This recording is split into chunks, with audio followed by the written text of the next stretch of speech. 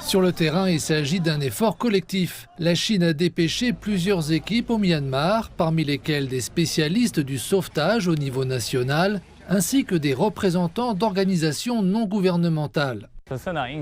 Le ministère de la Gestion des Urgences a coordonné 10 forces d'urgence civiles, comptant au total 145 personnes, pour participer à cette opération de sauvetage. Normalisée en termes de compétences professionnelles et de soutien matériel, elle constitue l'épine dorsale des forces d'urgence civiles.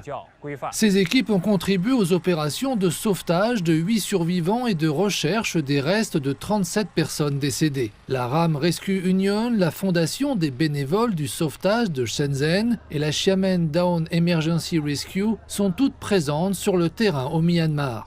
Hier, nous avons travaillé jusqu'à 4 heures du matin. À notre retour, nous avons mangé des nouilles chaudes. C'était très agréable. Les relations culturelles entre la Chine et le Myanmar remontent à plus d'1 millier d'années. Les secouristes estiment que l'amitié entre les deux nations est réciproque.